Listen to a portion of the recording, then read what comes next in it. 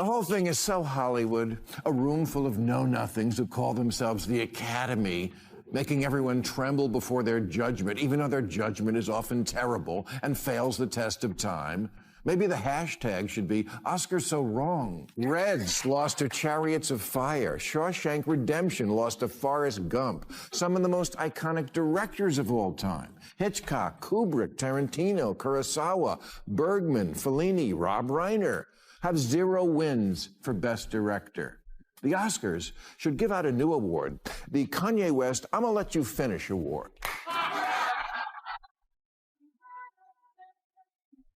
Let's be honest, the Academy Awards have tried so hard to feel important that they now come off like a polished performance, rather than something meaningful where Hollywood praises itself while expecting everyone else to take it seriously. Even though many of their choices have aged terribly, films like Citizen Kane, Pulp Fiction, and The Shawshank Redemption lost to safer, forgettable picks, which shows the pattern clearly. The Academy often chooses what feels right in the moment, instead of what actually lasts, and that is exactly why so many viewers have stopped caring. Citizen Kane, It's a Wonderful Life, 12 Angry Men, Singing in the Rain, Dr. Strangelove, Raging Bull, Pulp Fiction, goes on and on. Not a single Best Picture among them. Brilliant, brave, groundbreaking, intellectually honest films constantly lose to much more forgettable, trifling, sentimental stuff. Saving Private Ryan lost to Shakespeare in Love. Sunset Boulevard lost to All About Eve. Glory to Driving Miss Daisy. Gangs in New York to Chicago. Munich lost to Crash. Citizen Kane lost to How Green Was My Valley, whatever that was. That is why Bill Maher strikes a nerve. Because his point goes beyond bad award choices, it is about how the whole Academy Awards culture now feels polished hollow and more focused on appearing virtuous than actually celebrating great filmmaking instead of feeling like a fun, unpredictable night honoring talent. It often comes across like a stage for celebrities to deliver carefully packaged speeches about every major issue of the moment, while regular viewers are left wanting what they came for in the first place: great films deserving winners, real excitement, and a little unscripted chaos along the way. In the last decade, Best Picture has gone to Everything Everywhere All at Once, Green Book, Parasite, Coda, Shape of Water, Moonlight, not to mention Nomadland, which might be about Somalia, but no one has seen it, so it's impossible to know. And 8 of the last 10 Best Director prizes have been won by underrepresented groups, not to mention 60% of the honorary awards. You can't argue with a straight face, or even a gay face. That is where the criticism of the Academy Awards really comes from. Because for many viewers, the frustration is not about representation itself, but about how carefully managed and performative everything feels. The issue is not who is included, but how often the industry seems more focused on making sure everyone notices the message than on simply letting great films and genuine moments speak for themselves. Which is why Bill Maher and others strike a chord when they point out that audiences usually want honesty, surprise, and real celebration, not a polished night that feels overly scripted and eager to prove a point. Neural, as this Sunday's Academy Awards show is the 10th anniversary of the Oscars So White campaign, someone must wear a ribbon that says, "We won." Just as a way to remind progressives, hey, you're progressive. Progress is what you're selling. Take the win. The Oscars are no longer a long, boring show full of white people. It's a long, boring show full of all people. The real punchline is not that diversity is the problem. It is that Academy Awards and much of Hollywood often act like checking the right boxes should end the conversation, as if symbolism alone is enough to make the night meaningful, while viewers are still left bored and disconnected because what people want is not a perfectly managed image campaign.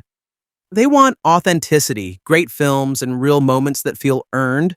The industry has changed a lot over time, but now the pressure often seems less about celebrating art and more about making sure nobody is seen making the wrong choice, which can leave the whole event feeling cautious, polished, and emotionally flat instead of exciting and genuine. The Academy in 2026 still overlooks minority achievement, or that Hollywood is biased in favor of all white people, just Australians.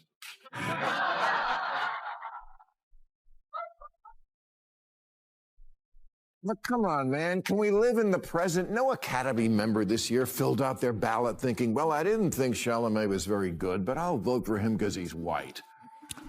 Hollywood isn't a secret cabal of racists. It's a secret cabal of people terrified of looking like racists. And that fear changes everything. Because once Hollywood starts worrying more about avoiding backlash than making something bold, the work can begin to feel safe, polished, and emotionally hollow. Audiences may not always explain it perfectly, but they can sense when a film feels built by committee instead of driven by vision. And that is why criticism of the Academy Awards and the wider industry keeps growing. For many people, the frustration is less about inclusion itself and more about the feeling that image management sometimes matters more than originality, honesty, and artistic risk, which can drain the excitement out of what should be a celebration of great storytelling. Just tired of, no matter how much progress is made, social justice warriors feeling the need to gaslight us as if none of it had happened. A couple of years ago, the Academy established a very complex rule book that said you couldn't even be considered for Best Picture unless you met certain criteria, like 30% of the crew or 2 department heads had to be from underrepresented groups, and a main storyline had to be as well. Well, there goes my idea about a polka band in a ski town.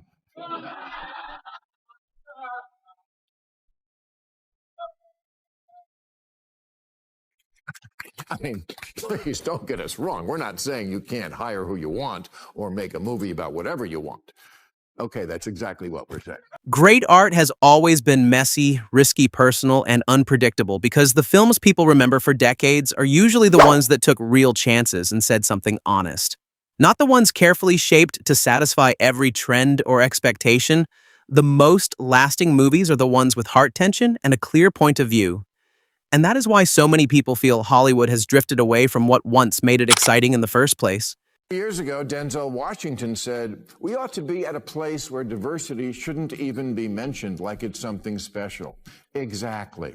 Sometimes I'm the equalizer. Sometimes it's an old English dude. Sometimes it's Queen Latifah. I mean, the whole thing is so Hollywood, a room full of know-nothings who call themselves the Academy, making everyone tremble before their judgment, even though their judgment is often terrible and fails the test of time. Maybe the hashtag should be Oscar So Wrong. That is why so many people look back at older cinema with nostalgia. Not because every old movie was perfect, but because the best ones felt alive and unpredictable. Unlike so many modern prestige films, you didn't already know every beat or emotional cue there was. Danger surprise in a sense that a director had something real to say, not just something safe to check. Boxes audiences miss being challenged without being lectured. They miss characters who feel human endings that feel earned an award, shows that celebrate true excellence instead of turning every trophy into a carefully packaged campaign speech. Citizen Kane, It's a Wonderful Life, 12 Angry Men, Singing in the Rain, Dr. Strangelove, Raging Bull, Pulp Fiction, goes on and on. Not a single Best Picture among them. Brilliant, brave, groundbreaking, intellectually honest films constantly lose to much more forgettable, trifling, sentimental stuff. Saving Private Ryan lost to Shakespeare in Love. Sunset Boulevard lost to All About Eve. Glory to Driving Miss Daisy. Gangs in New York to Chicago. Munich lost to Crash. Citizen Kane lost to How Green Was My Valley, whatever that was. Then there's the acting categories, which can feel even more absurd because the Academy Awards has this well-known habit of giving what fans call the makeup Oscar. An actor delivers stunning performances for years, gets overlooked repeatedly, and then suddenly wins for a role that isn't even their best just because the industry has decided it's time it stops feeling like recognition of a single great performance and more like correcting a decades-old oversight. Al Pacino is a prime example, delivering powerhouse roles for years and then winning for Scent of a Woman, which people remember more for volume than nuance. Leonardo DiCaprio had the same arc, phenomenal in The Aviator, Blood Diamond, and The Wolf of Wall Street. But his Oscar only comes with The Revenant, and while deserved, it carries that clear fine. Here, take it, energy audiences notice this stuff, they're not oblivious. And the acting awards, no better. They're constantly giving out the makeup for a snub Oscar. When an actor gets one because the Academy stepped on its dick the first 10 times the guy should have won. Al Pacino in The Godfather, Godfather 2, Serpico, Scarface, Dog Day Afternoon. I could go on. Crickets. Then he plays a blind guy who screams hoo-ha and welcome to the winner's circle.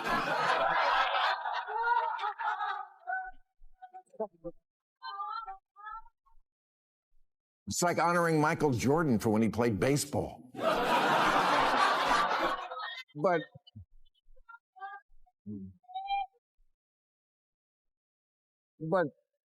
you know why he won that one. Blind guy. I mean, afflictions win. Oscar has been given to so many people with diseases, it should wear a hospital gown. And then there's the Academy's favorite shortcut, rewarding the role as much as the performance play, a famous historical figure suffer. Visibly endure a tragic condition, transform physically, or star in a prestige biopic. And suddenly you're halfway to the podium before the envelope is even opened. It's not that these performances aren't often great, but the pattern is so obvious it starts to feel mechanical. At that point, the Oscars stop feeling like a celebration of acting and start feeling like a predictable bingo card audiences. Notice you can almost guess the movie role speech. Message and campaign once an award show becomes that predictable. It loses the tension that makes live television watchable. That's why so many viewers care more about memes. Awkward moments and accidental honesty. The energy now lives in the cracks, not the ceremony Hollywood keeps talking about. Bravery, boldness, and risk. But real courage in art isn't following the approved script with the expected moral framing that's choreography, not bravery. Blind, deaf, ALS, cerebral palsy, Alzheimer's, amputee. There's nothing more automatic. Well, except if you're mentally challenged in some way.